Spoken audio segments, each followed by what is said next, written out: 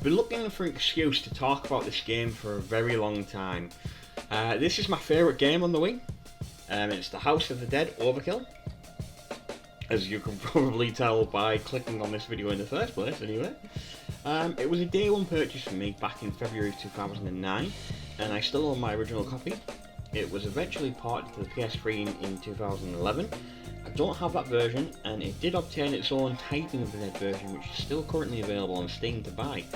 Again, I don't own that version either. I'll probably pick one of them up, but the only real selling point is that you get 2 extra levels and they both have HD texture packs.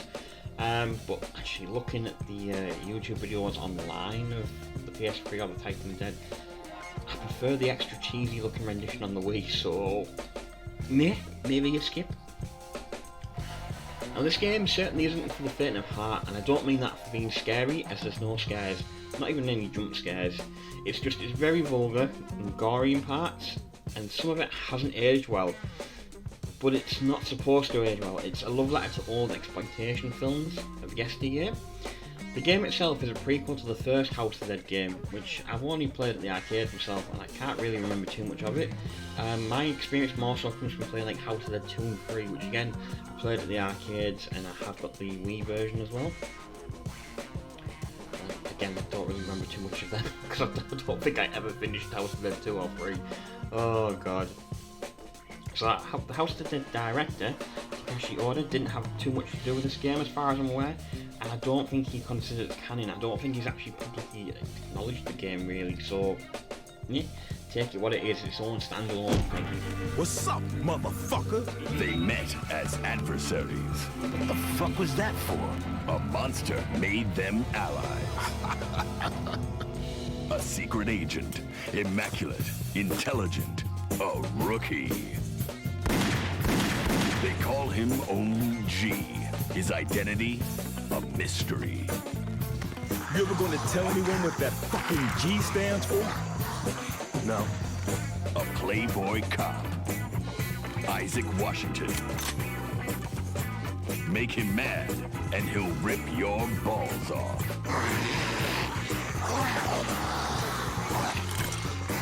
I'm gonna rip your motherfucking balls off. Tonight, these unlikely allies will confront terror most foul in the blood-soaked halls of Papa's Palace of Pain. Be a courteous guest. By tomorrow morning, I'll have my motherfucking revenge. Papa Caesar will be dead. If we don't stop this mutant outbreak by tomorrow morning, we'll all be dead. Because your first visit will be your last. Papa's Palace of Pain. Rated X. Anyway, the game itself is set in the early 90s and follows AMS Agent G and Detective Isaac Washington. I'm just going to refer to them as G and Washington if I go to say their names again. Anyway, there's a mutant outbreak. You know what, fuck it, I'm going to call it zombie. It's a zombie outbreak. Anyway, it's set in Louisiana, and the game itself has them squaring off against the evil Papa Caesar, who I keep referring to as Caesar Romero, which is not correct. So I'm so sorry about that, it's just Papa Caesar. And it also includes his accomplice as well, Warden Clement Darling. Well, to be honest, as soon as you see Clement Darling, you know he's a creep. It's just that obvious, but he's literally a motherfucker. Which I guess is the joke. If you've played the game, you'll understand. Anyway, our 2 heroes of the game are helped along the way by Vala Darling. Sorry, it seemed to be a bit of a mouthful there.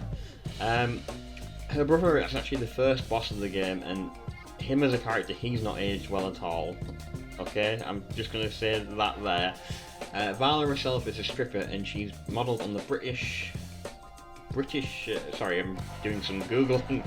She's modelled on the British model Vicky Blows. Okay. Research purposes going. She seems like the typical FHM glamour model.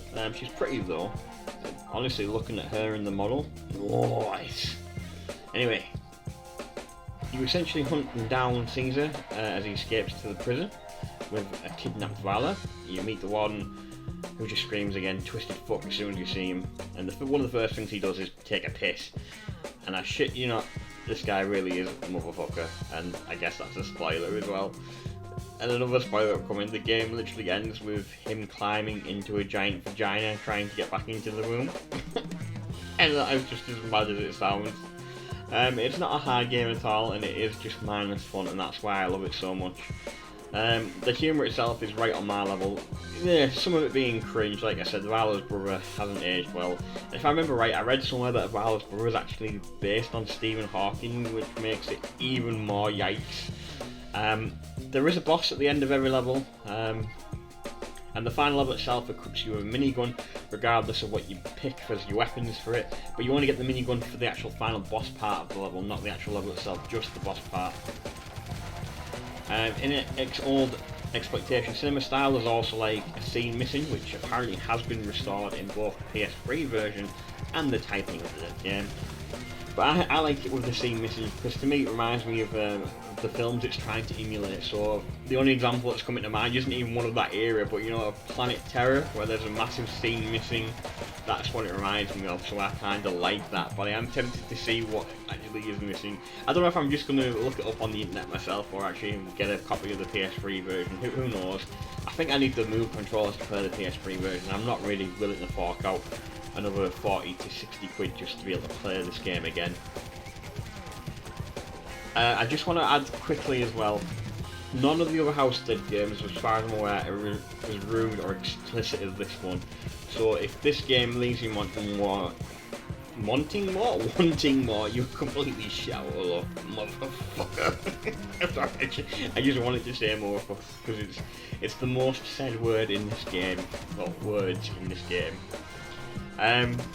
Just starting back onto the actual game itself, so on the Wii version there's 7 levels, so that means there's 9 in typing and the extended cut on PS3. There is some mini games which is like shoot the target, defeat waves, or save the hostages. Honestly, the mini games are boring as hell, but it's the story that you want because it's funny as all heck. And that's all I can really say about the story. It is cringe though, but like you said, it's supposed to be. But there's so much fun just blowing the hell out with zombies.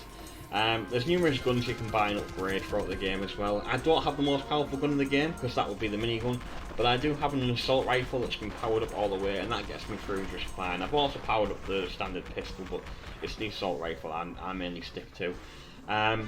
There's also grenades that you pick up throughout the levels that you can throw, but to be honest, I find them pretty useless. I'd rather just shoot the fucking zombies' dicks off, if I can be honest. You do eventually unlock a dual wield mode, which I think is unlocked when you beat the game once. It's been that long since I first ever finished the game, I'm not too sure. So if you got 2 Wiimotes, you can just look twice as much of a dickhead like I do when I play it. I do try to stick to just using the one gun, but I find playing the Director's Cut mode, which is another unlock after you complete the game the first time, I find that easier with the dual mode. Something I wanted to double back on there, I can't even remember what I was saying there. Anyway, just going on. I also play using 2 of these plastic orb pistol shells for the Wiimotes, just so I get to look twice as much as a dickhead again. When the game released, it did come with its own like hand cannon version that you can buy, but to be honest, it seems like a waste. I'm looking online, you can buy that for like 40 to 70 quid. You don't need that, just get the cheap pistol ones, they work just as fine. I do recommend getting some kind of gun mode though for the game because it does help with the immersion and it's fun. It makes you feel like you're at the arcade again. The game itself can maybe be beat in just over an hour, maybe an hour and a half, something like that, depending on the playstyle. I'd mentioned there's a Director's Cut mode which unlocks, which is just extended gameplay really. I don't think there's any changes to the cutscenes, so I'll have to double back and check. I'm not really going to update the video to say it, I just know the levels seem to be a bit different, like it takes different paths or extended in some areas. Me personally, I enjoyed revisiting the game. The last time I revisited it was during lockdown with Anna. She'd somehow forgotten the game existed, and it was only when I showed her that her name appears in the leaderboards that I've got that she remembered the game, as well as when I showed her some of the footage that I've recorded for this. The game itself is essentially all but lost to time, as in there's not many people talking about it anymore. But me personally, I'd say definitely give it a play any means you can. It's not exactly an expensive game. In fact, you can pick this and the PS3 version up for under a tenner each.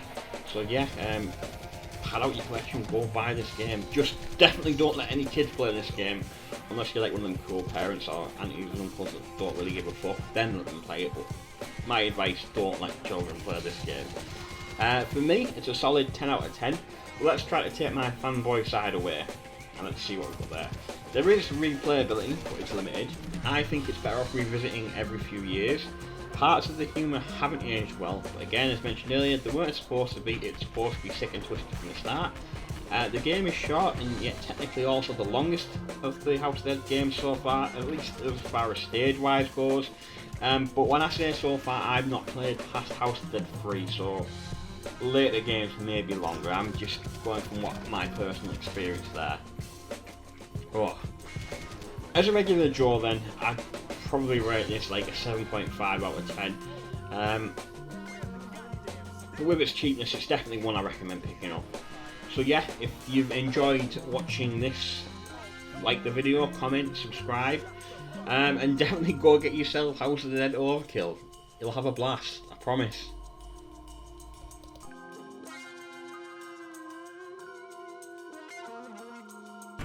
What's up, motherfucker?